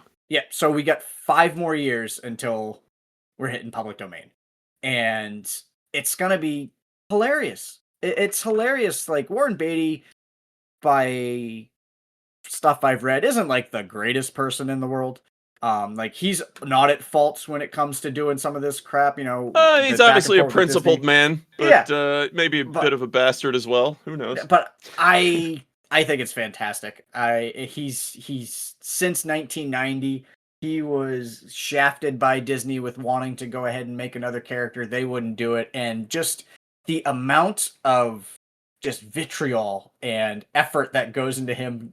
I mean, I guess it's not that much effort to film a 30-minute Zoom, video, but it's just hilarious that there's articles and you check it up, check them out. People that are listening, you, Nick, like there are articles where, he's been interviewed about it. And like I said, he just wants to get this to public domain because he does not want Disney to do anything with it. And I love that kind of stubbornness. Yeah, I mean, he's a good director too. Just Yeah. like we were talking about all the world building in this, and kind of like it really feels like a lived-in world, and has the whole very you could compare it kind of to Burton's Gotham I from can the see early that. Yeah. Yep. yeah, those early movies. You had a lot of those type of painted background grand shots that are have life added into them. I'm trying to think if Warren Beatty really directed anything else that I'd heard of, but Bulworth is the only thing that I could see here, which that was a good movie, but Heaven Can Wait. I don't know if you ever heard that. I did but not. I know it's yeah. quite famous, but I never saw it. Yeah. Enough about the movie. Let's They- talk video games. They're fantastic. They're both amazing. I played 2 of them. They're both amazing. No. I was spent gonna a say, lot. did we play the same Dick Tracy games? Because Maybe we didn't. There are about Okay. 7 different ones. Yeah. I assume we probably played at least one of the same ones. I played the Um, NES and the Genesis one. Yeah, that's what I played too. I would like Neither to... two anywhere near completion, I'll admit. No, me neither. Like I have 30 some odd years of playing Dick Tracy on NES on and off. As Not an what I would adult, call a good game. it's not a good game. I found myself enjoying it a little bit more. I think part of it is now seeing the Dick Tracy universe and understanding what I'm in. I'm not a 5-year-old that you're playing a detective game where if you can't, I could read at 5, but if you can't decipher what you're doing, like you're definitely not going to figure anything out in this game. It felt a lot like Turtles in a lot of ways, honestly. It kind of looks like NES. the over world kind of looks like the Turtles too. Give people an idea. Basically, it's like, Tracy, we got something happening at 4th and Main. Get over there, and then you have to drive the Dick Tracy car, just like the Turtle van kind of thing, from the overhead view, and find wherever 4th and Main is, then go into that building, and then it turns into side-scrolly view. The combat is hard as shit, or just NES hard, I guess. Possibly could be considered cheap. You have your fists to start out, while everybody else has guns. And I just had a really difficult time trying to find any of the places, because I was trying to work it out like there was a city block system, but I don't know that was the case. And I kept think it dying is. while looking around because everyone was chasing me, apparently. I had no experience in the past with this. I don't recall ever playing this, loading it on an emulator, anything. I can picture the There's no cart. reason you would have. I There's owned zero it. reason that you would I have. owned the cart because it's a very common game. Not my favorite thing I've ever played, but I mean, it's not good. of its era. Yeah. I enjoyed it. Like I said, having experience in the worlds now and being able to tie some of this stuff together, I think gave me a little more enjoyment out of it. I played through the first couple levels I found, because the idea is, like you said, a crime happens and the Dick Tracy watch goes off, which we didn't talk about that in the movie. His cool little communicator watch that he has that, is basically... in my head, it was a video watch, not the radio, but I guess in the 30s, having a wrist communicator watch radio was enough of a cool gadget. Basically a cell phone. There weren't really even cell phones in 1990. I mean, there were like car phones and they were like big cell phones, but yeah, so it was just a little radio watch that, told him these things. So you start the game, you're in your detective's office and your watch goes off and says, Tracy, this crime happened. You need to go, like you said, like 4th and Main. So as a kid, I remember just kind of going around the city, not really paying attention to stuff. And there's buildings you can go into that have nothing to do with anything you're doing. And Yeah, some of the exactly. buildings, you can Yeah. still fight people in those buildings, but like you're not going to find anything there. And then it's like, why am I here? So the idea is you go to where the radio sends you. You fight through this level. You start with your fists. You are specifically not allowed to shoot anybody that is not shooting at you. If you do, you lose. But everybody's shooting at you. The first level, about halfway through the level, it takes until. And if you shoot any of the guys that don't have guns, you lose some of your life. The most annoying thing, and I just found now as I'm reading it, there's 2 ways to get life back in the game. You can either visit a police station and it gives you like half a health bar back or half of a unit of your health back. Or you can pick up first aid kits. And in the second level, there's a first aid kit. I found it. For the life of me, I could not figure out how to use it. I'm looking now. Apparently you have to press the select and B button at the same time to use the first aid kit. All right. That is how intuitive. Not up and B, not down and B, not, yeah. So this was developed by Bandai. Real Time Associates. No, it was published by Bandai. Oh. Developed by Real Time Associates, who apparently made such titles as All-Star Baseball 2000 and Barbie Ocean Discovery on the Game Boy Color. I mean, they made Gex 64. They made Gex 64 and Rugrats Scavenger Hunt. Real Monsters, Beavis and Butthead, Captain America and the Avengers on SNES. They made Elmo's Letter and Number Journey on PlayStation. So they've got some games out there. They are a licensed studio by the looks of it. Yeah. For NES, they made Dick Tracy, Funhouse, Maniac Mansion, Monster Truck Rally, and The Rocketeer. There you go. I'm interested in what I did not try was the Amiga, Atari ST, Commodore 64, MS-DOS, or ZX Spectrum versions, which were developed by Titus. Yeah. And published by Disney. Maybe we'll have to poke at those. I might, but I did play the Genesis game. I did not try the Master System version, but I did play the Genesis game, which was developed and published by Sega. Totally different take on the Dick Tracy formula. And if I had to equate this to anything, it almost reminds me of like an Operation Wolf. Would that be fair? Operation Wolf, it kind of reminded me of Sunset Riders a little bit with the, foreground, background action. Yeah, definitely. That's a good one. The old school G.I. Joe game came to mind too.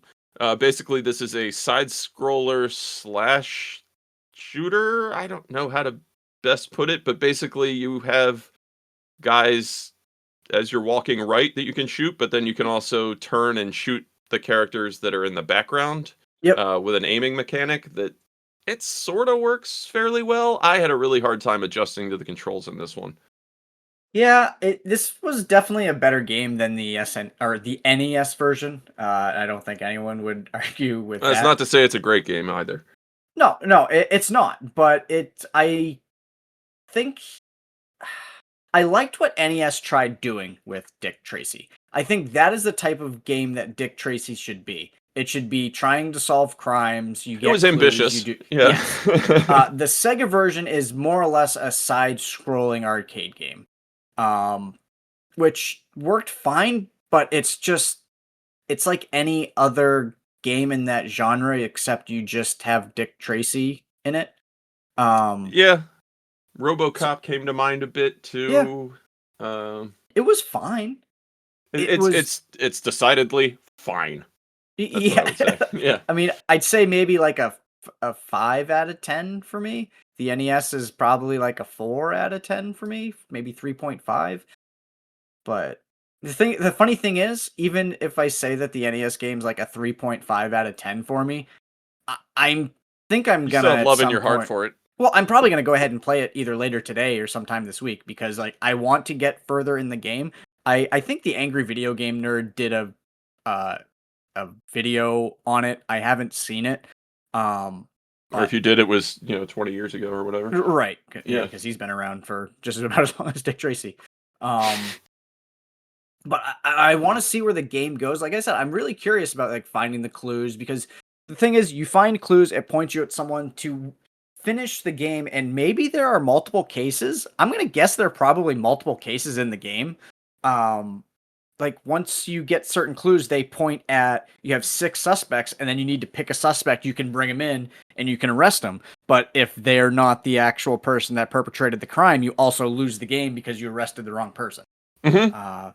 So it's, I don't know, it's fun, but it's bad. So Yeah, it's a product of its time. yeah, There's also a Game Boy version, which I did not explore either. yeah, like I said, MS-DOS, Amiga, Game Boy, NES, and Sega, I believe. Which the Amiga MS-DOS one, I believe, is just a um like a detective game. Like oh my god, what am I thinking of? Like text-based? Yeah, I think so. I Okay. could Well, be that would wrong, but make sense if it's, noir text-based adventure game. which The again, I think that works for Dick Tracy. Yeah, the Genesis Sega version feels like a port of an arcade game that never existed. It's a quarter muncher. Yeah, Is that fair to say? I think that's exactly what that is set up to be. The Yeah. good news is Dick Tracy, the crime-solving adventure from MS-DOS, is on Abandonware. So Well, we could go check it out. this actually looks really cool. But yeah, I really loved Dick Tracy the movie. If you haven't seen it, I think you need to go and watch it. If you Go have watch seen the it, movie. Yeah, you can skip the yeah. games, but if you have not seen the movie, I will stand on me. I thought it was absolutely brilliant.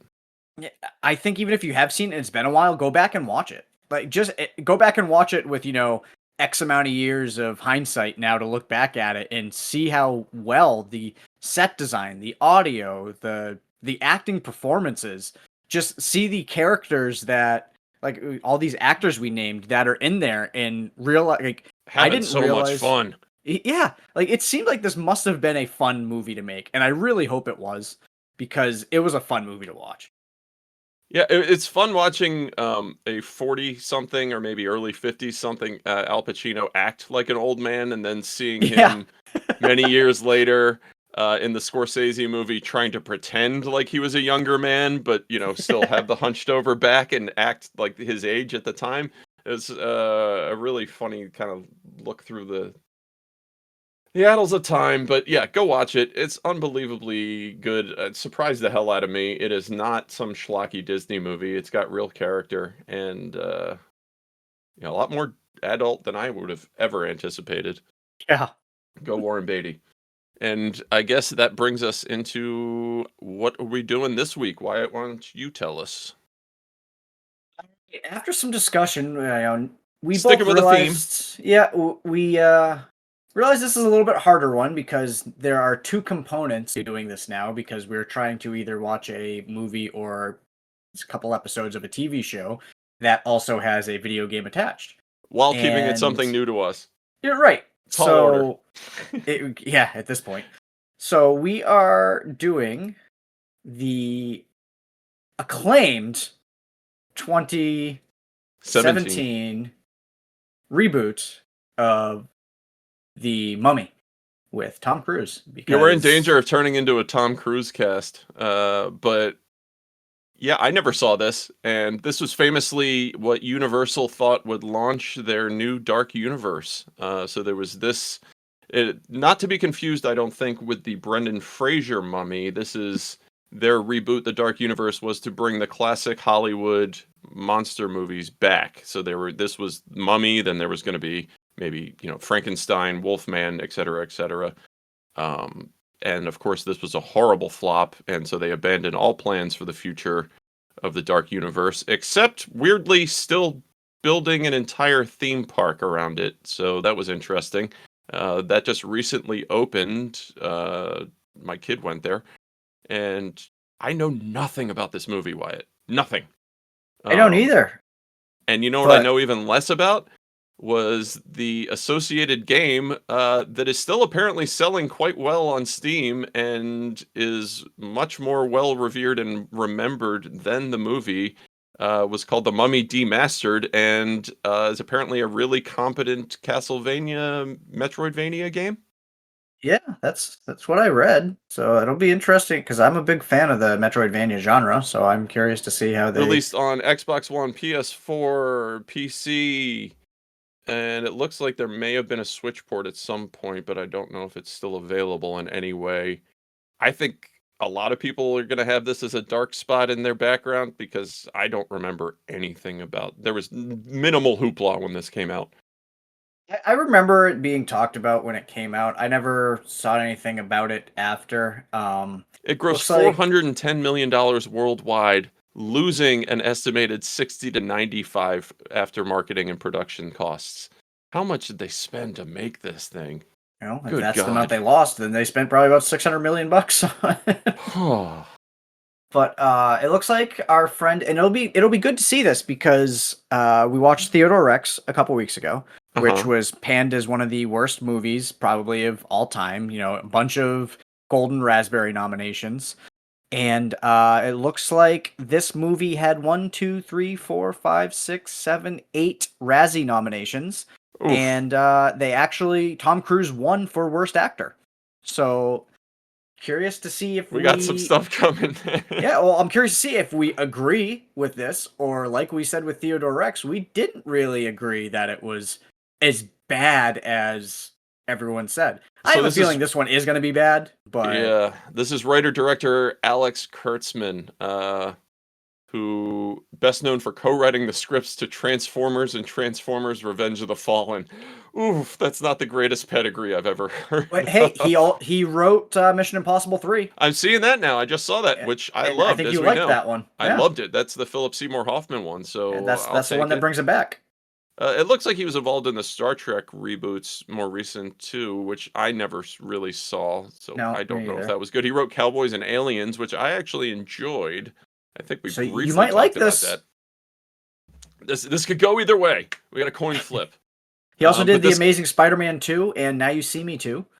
And Now You See God, Me, I guess. I hated those movies. Well, how about Ender's Game? I never saw the Amazing Spider-Man series, but the Now Oh, You sorry, See Me he was ones. he was producer on those.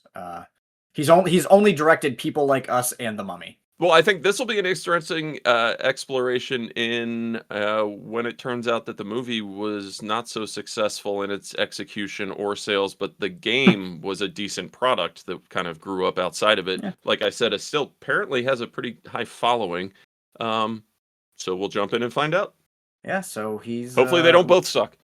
Yeah, hopefully it's going to be a reverse Dick Tracy. Hopefully the Yeah. movie's going to suck and the game's going to be great. But yeah, I think that's all we've got for today. Looks like we made some pretty good time, and I have enough time to get ready before I do my D&D today with my friends coming over and make some smash burgers for everyone. Oh, enjoy hosting, buddy. I wish I was coming over for smash burgers on the old griddle. You're always invited. If you can get a flight over here and be here in the next 5 hours, I will have one waiting for you on my deck. One day when I actually have money, I'll pull something like that off and be like, you know what? O'Hare is only 20 minutes down the road, and there's an 11 o'clock. I'm going to Wyatt's. Hey, I can pick you up at Manchester, man. That's There like you go. 15 minutes from my house. Anyway, thanks for listening, everybody. It is a beautiful day out. We hope you have a great day. If you enjoy listening to us and want to support us in any way, please feel free to join our Patreon. We've got paid and free tiers. We just like seeing when people like us. So www.patreon.com/we don't have it yet. For Congrats Nick, to Matt I'm winning our Wyatt. latest handheld. And Mr. Matt. I put it in the mail, Elfring. so we should hopefully have that sometime today.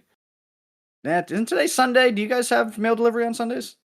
Last mile packages sometimes. Well, if it's not here today, it'll be there tomorrow. It'll be there by Anyway. the time he hears this. It's true. All right, everyone. Thank you again. We will talk to you next week. Love you guys. Bye. Bye.